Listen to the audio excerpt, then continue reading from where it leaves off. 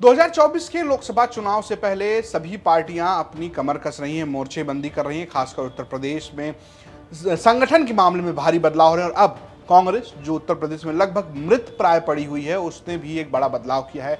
उन्होंने अपने अध्यक्ष को बदल दिया है। पुराने भाजपाई और अब के दिग्गज कांग्रेसी नेता अजय राय को उत्तर प्रदेश कांग्रेस की कमान दे दी गई है, जबकि बृजलाल खाबरी को इस पद से हटा दिया गया है। बृजलाल खाबरी का चयन बतौर एक दलित नेता हुआ था, लेकिन उनके इस पूरे कार्यकाल में कांग्रेस ने बहुत अच्छा प्रदर्शन नहीं किया और जिस तरीके से विधानसभा चुनाव में हार रहे और उसके बाद लगातार ये खबरें आती रही कि उनके कहने पर लोग जुट नहीं रहे हैं, वो प्रभावशाली तौर पर सामने नजर नहीं आ रहे थे। तो ऐसे में कांग्रेस ने बड़ा बदलाव करते हुए अजय राय को अब उत्तर प्रदेश कांग्रेस का अध्यक्ष बनाया है।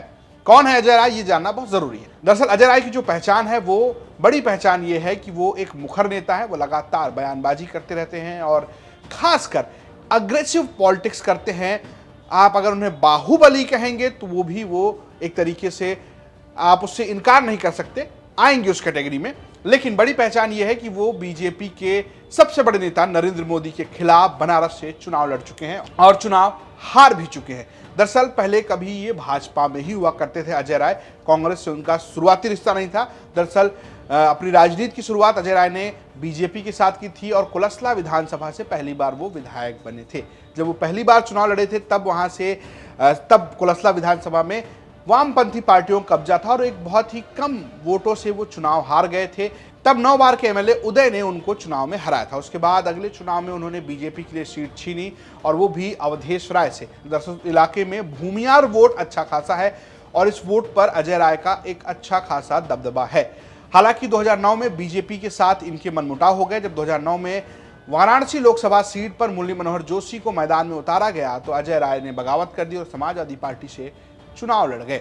हालांकि इसके बाद वो कांग्रेस में चले गए और भद तब पिटी जब अंसारी परिवार और कांग्रेस एक साथ आया और अजय राय, जो लगातार अंसारी परिवार के खिलाफ पॉलिटिक्स करते रहे हैं और वहां के समीकरणों के हिसाब से रहे, तब उनको एक बड़ा झटका लगा। फिलहाल ना तो विधायक है ना तो सांसद है, कांग्रेस ने उनको अध्यक्ष बनाया है। वो कितना बड़ा बदलाव करेंगे यूपी में, ये एक बड़ी चुनौती है। चुनौतियों की बात करें तो अजय राय के सामने जो बड़ी चुनौती है वो इंडिया गठबंधन फॉर्मेशन के बाद सीट शेयरिंग का होगा कि वो कितनी सीट दिला पाते हैं रायबरेली और अगर आप अमेठी की बात करें उसके इतर कौन कौन सीटों पर वो दावा ठोकते हैं और क्या वो बतौर कांग्रेस अध्यक्ष फिर से नरेंद्र मोदी के खिलाफ चुनाव लड़ेंगे, ये भी देखने वाली बात होगी क्योंकि बनारस ही उनका कार्यक्षेत्र है और बनारस से ही नरेंद्र मोदी चुनाव लड़ते रहे हैं। हालांकि अब अजय राय की संभावनाओं को लेकर लंबे समय से चर्चा थी कि उनको अध्यक्ष बनाया जा सकता है और अब कांग्रेस पार्टी ने उनके ऊपर दांव खेला है। हालांकि आपको बता दें कि जातीय समीकरण में अजय राय उस तरीके से मुफीद नहीं बैठते हैं। अजय राय भूमियार है जिनका एक वोट परसेंट यूपी में उतना खास नहीं है, लेकिन एक आक्रामक पॉलिटिशियन रहे हैं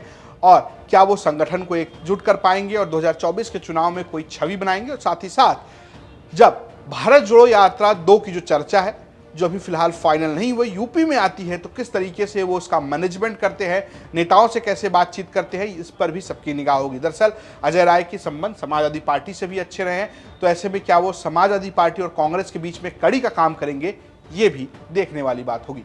फिलहाल आप देखते रहिए यूपी तक। नमस्कार।